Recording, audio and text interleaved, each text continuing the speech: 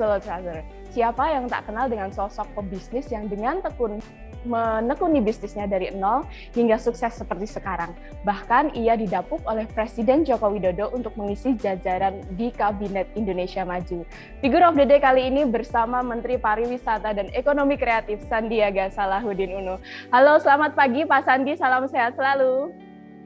Salam sehat, Mbak Sening. Assalamualaikum warahmatullahi wabarakatuh. Waalaikumsalam warahmatullahi wabarakatuh. Pak Sandi, ini bagaimana sih Pak ceritanya bisa terjun di dunia bisnis dari nol? Dan apa saja sih Pak lika-liku yang pernah dihadapi Pak Sandi selama ini dalam dunia berbisnis? Sebelum menjawab, saya ingin hadiahkan Sening, teman lama saya nih, dari waktu tugas sebelumnya, sebelum di Solo, beberapa pantun pembuka. Boleh ya? Oh, boleh Pak, silahkan. Kota Solo terkenal akan keindahan batiknya. Dikenal juga akan kelezatan kulinernya. Mencari portal berita terpercaya di Solo dan sekitarnya. Tentu solotrust.com yang jadi salah satu pilihannya. Terima kasih Mas Sandi atas pantunnya Pak. Sektor ekonomi kreatif memiliki banyak potensi. Salah satu subsektor unggulannya adalah Kria. Selama pandemi, mari tingkatkan inovasi dan kolaborasi. Agar generasi muda Solo makin kreatif dalam berkarya. Hadiahnya hebat lah, pantun dari Pak Sandi langsung loh. Loh kan ini ekonomi kreatif, Jening. Jadi harus agak sedikit pantun-pantun gitu. Saya awalnya terjun di dunia bisnis ini cukup tragis ya. Jadi saya nggak pernah terpikir akan menjadi seorang pengusaha sebelumnya, karena ayah saya adalah seorang profesional, ibu seorang guru. Jadi waktu itu saya berkarir sebagai orang gajian karyawan gitu, profesional.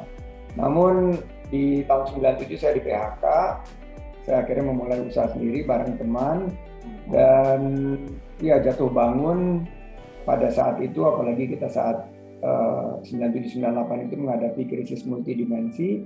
Tapi alhamdulillah melalui beberapa inovasi, terutama di bidang investasi, usaha saya yang kami lakukan bertransformasi dari hanya 3 orang karyawan UKM, setelah 20 tahun lebih sekarang menjadi usaha yang membuka lapangan kerja bagi 30.000 karyawan di seluruh Indonesia. Jadi itu awalnya masuk di dunia bisnis.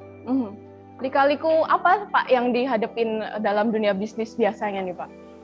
Waduh, ini lika-likunya itu bukan hanya lika-liku tapi turun naik. Jadi di dunia bisnis itu sangat penuh ketidakpastian, sangat penuh resiko, tapi kalau kita bisa menyikapi dan mengantisipasi resiko dan memitigasi, kita gunakan inovasi, terus bergerak, kita berani mengambil resiko. Lika-liku itu adalah bagian daripada satu dinamika menuju kesuksesan. Saya selalu bilang gagal itu adalah anak tangga menuju pencapaian prestasi yang lebih tinggi. Saya melihat bahwa di tahun 2000 awal saya sempat terpuruk, susah mencari klien, hampir tutup usaha, beberapa kali juga mengalami krisis. Tapi di setiap krisis itu kita harus bangkit kembali. Jadi saya selalu sampaikan bahwa orang yang sukses itu bukan hanya sukses saat itu, tapi dia pasti sudah mengalami proses pasang surut, jatuh bangun, jatuh bangkit lagi, dan akhirnya dia bisa mencapai titik di mana boleh dibilang sudah matang dan memiliki kinerja yang optimal. Nah, saya ingin memberikan pesan kepada teman-teman, terutama pengusaha-pengusaha muda, jangan ingin sukses secara instan. Pasti harus melalui lika-liku. Saya hampir bangkrut 3-4 kali selama menjadi pengusaha, tapi saya bangkit kembali, dan alhamdulillah jika kita istiqomah, kita tekun, kerja keras, kerja cerdas, kerja tuntas, dan kerja ikhlas, insya Allah akan mendapatkan hasil yang baik. Pak, ini untuk contoh anak muda di Solo nih Pak, khususnya yang baru memulai bisnis dan takut-takut, aduh nanti gimana ya kalau naik turun. Nah, waktu itu Pak Sandi bagaimana menghadapi titik terberat dalam berbisnis, titik terendah begitu Pak Sandi? Ya, titik terendah itu ya pas saat memulai, karena saya memulainya dari minus ya. Tapi kalau warga Solo mau cari inspirasi, ya presiden kita lah Pak Jokowi yang juga melalui pasang surut yang sama. Namun saya di bidang keuangan dan investasi, beliau di bidang ekspor terutama furniture. Saya merasakan pasang surutnya di bidang investasi dan seperti siklus roda berputar, kadang-kadang di atas, kadang-kadang di bawah. Nah, untuk anak-anak muda, karena kita filosofinya adalah filosofi roda yang berputar, kalau kita sedang ada di bawah, titik terendah dalam hidup kita harus bersabar dan melihat ke atas, karena sebentar lagi ini akan berubah menjadi jauh lebih baik. Badai pasti berlalu, roda berputar, kita akan mencapai di titik tertinggi dalam siklus kehidupan kita. Nah, kalau kita ada di titik tertinggi, kita harus bersyukur.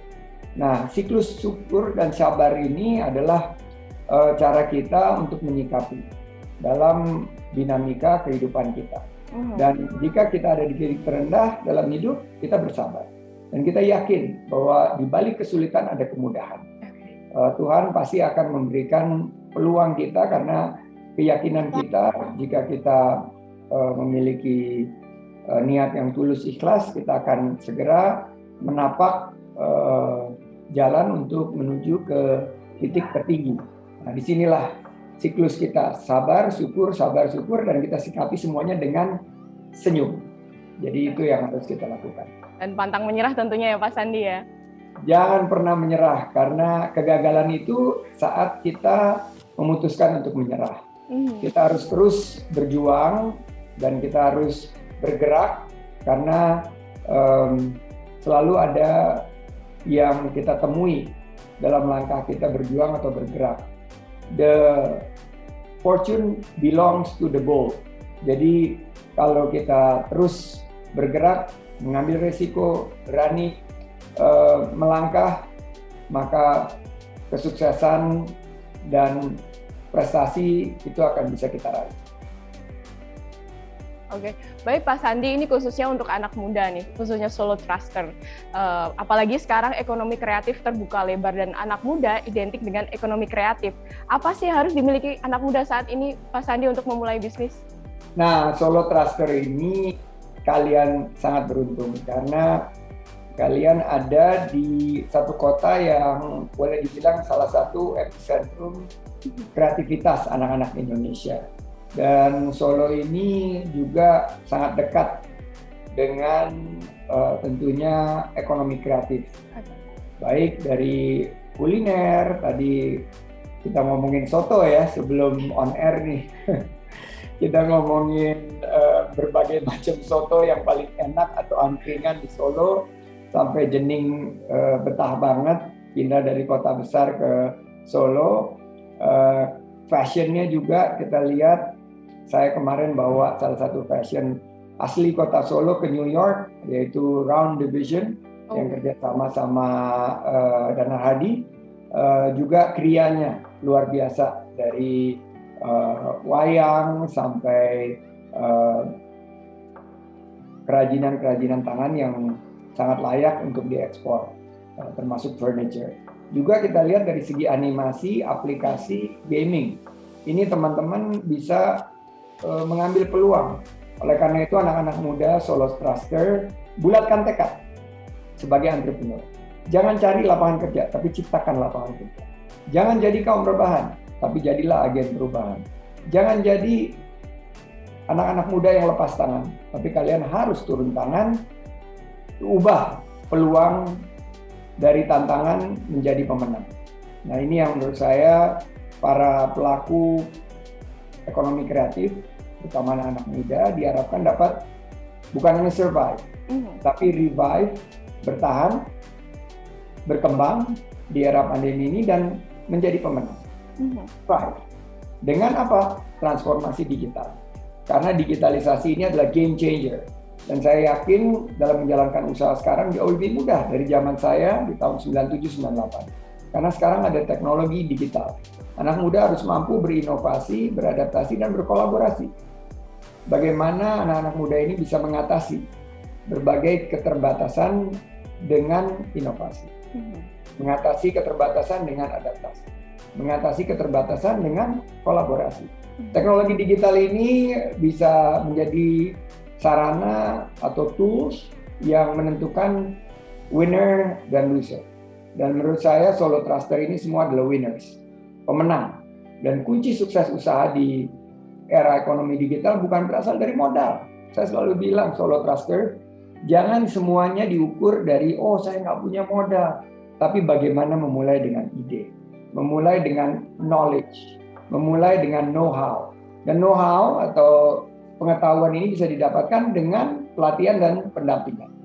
Inkubasi. Kemenparekraf, Baparekraf juga punya program-program bersama instansi dan lembaga lain, termasuk BUMN, untuk menginkubasi, memberikan pendampingan, memunculkan pelaku usaha di kalangan muda.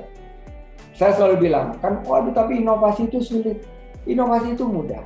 Inovasi adalah benang merahnya melakukan hal yang lebih baik, lebih cepat, dan lebih ekonomis. Doing things faster, doing things cheaper, and doing things better. Jadi menurut saya ekonomi kreatif ini, cara berinovasinya gampang sekali. Banyak yang menggunakan ATM, amati, tiru, modifikasi, dan ada kekinian, ada kebaruan. Ekonomi kreatif ini di tengah-tengah COVID-19 cukup stabil, cukup tangguh. Kalau kita lihat kontribusi ekonomi kreatif terhadap perekonomian nasional tahun 2020 bertahan di 1.100 triliun, menempatkan Indonesia di nomor 3 kontribusi ekonomi kreatif terhadap ekonomi nasional. Setelah Amerika dengan Hollywood, Korea dengan K-pop, Indonesia sudah di posisi 3. Dari 17 subsektor ekonomi kreatif, terutama kuliner, fashion, dan kria menjadi penyumbang hampir 97% lapangan kerja dan 70% kontribusi ekonomi. Sementara sisi lain adalah animasi, aplikasi, gaming, maupun televisi itu juga menyumbang sektor unggulan pencipta lapangan kerja. Jadi ada 20 juta lapangan pekerjaan di ekonomi kreatif. Saya harap Solo Truster bisa menjadi bagian dari pemain, bukan penonton. Pak, ini kan tadi sudah memunculkan lapangan baru. Nah, bagaimana cara merawat usaha ekonomi kreatif ini, Pak? Apakah pemerintah juga akan mewadahi dan mendorong para pelaku usaha ekonomi kreatif, khususnya anak muda, Pak Sandi? Ya, Solo Truster, Mbak Zening, pemerintah memfasilitasi sebagai co-creator atau kita berko-kreasi. Karena aktor utamanya tentunya adalah pentahelix. Pemerintah, baik pemerintah pusat maupun pemerintah daerah, dunia usaha, UMKM atau industri besar, institusi pendidikan, di Solo juga banyak institusi pendidikan, media, termasuk solotrust.com, dan juga komunitas masyarakat. Nah, 3 kunci utama yang harus dilakukan untuk merawat ini, benang merahnya adalah inovasi, berani mengambil risiko, dan terus bergerak. Yang saya selalu bilang bahwa inovasi, risk taking, dan proactivity dibungkus dengan adaptasi dan kolaborasi. Kita harus pastikan bahwa usaha kita ada dalam ekosistem inovasi digital. Kita pastikan usaha kita ada dalam inovasi sustainability atau keberlanjutan. Jadi sekarang usaha-usaha itu akan diukur dari segi dampaknya terhadap people, planet, dan prosperity. Terakhir, kita harus pastikan sekarang dengan adanya pandemi bahwa usaha kita adalah dalam lingkup health, kesehatan.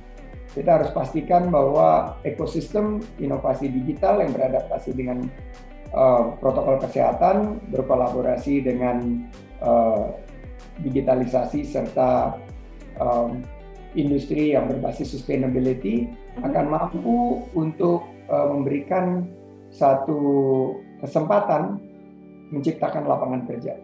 Dan memang kadang-kadang usaha itu dibilang untungnya nggak tinggi ya, tapi berkepanjangan karena lebih bermanfaat secara jangka panjang. Makanya saya selalu bilang, Zening, jangan pernah mencari untung secara instan. kita harus cari dampak positif bagi masyarakat, dan ini yang lebih berkelanjutan. Saya punya selalu sampaikan etos kerja 4As yang saya titipkan kepada anak-anak muda yang memulai usaha. Pertama, kerja keras. Orang sukses itu pasti kerja keras. Kerja cerdas. Gunakan ilmu pengetahuan dan teknologi, digitalisasi, serta transformasi. Gunakan kemampuan kita mengakses artificial intelligence. Itu namanya bekerja secara cerdas. Ketiga, kerja tuntas. Istiqomah, finish what you start. Jangan pernah berhenti sebelum selesai tugas.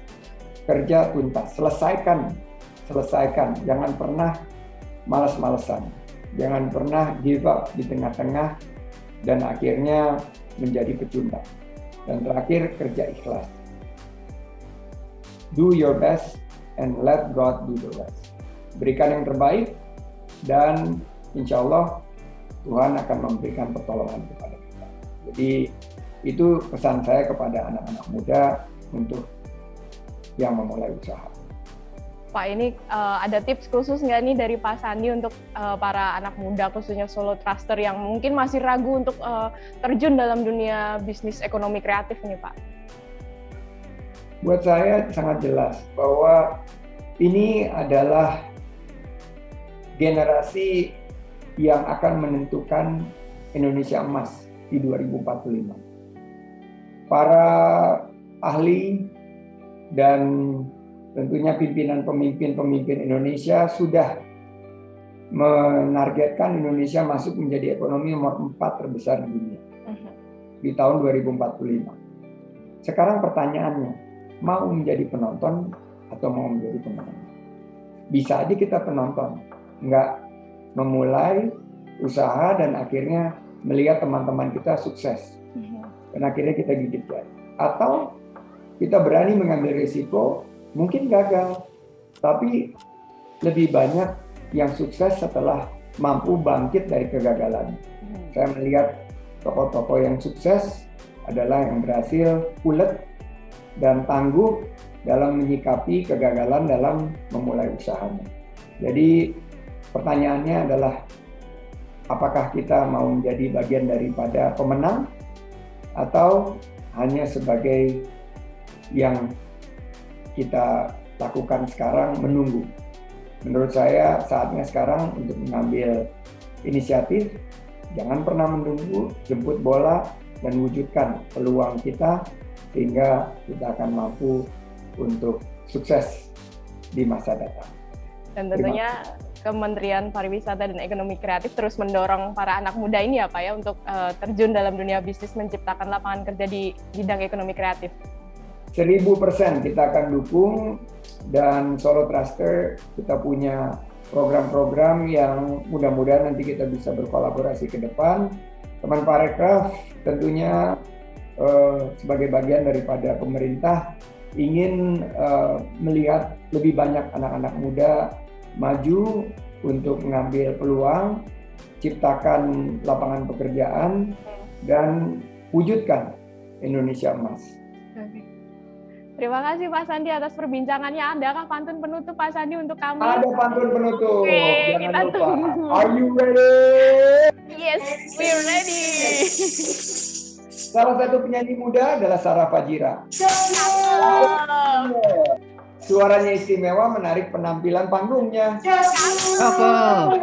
Kondisi ekonomi insya Allah akan pulih segera. Asalkan rekan-rekan disiplin terapkan protokol kesehatan. Terima kasih Pak Sandi atas perbincangan dan pantun-pantunnya. Warahmatullahi wabarakatuh. Terima kasih Pak Sandi atas waktunya. Salam sehat selalu. Salam sehat. Demikian Solo Truster, perbincangan kami dengan Menteri Pariwisata Ekonomi Kreatif Sandiaga Salahuddin Uno. Temukan kisah inspiratif lainnya di solotrust.com. Saya Brigita Zening, sampai jumpa.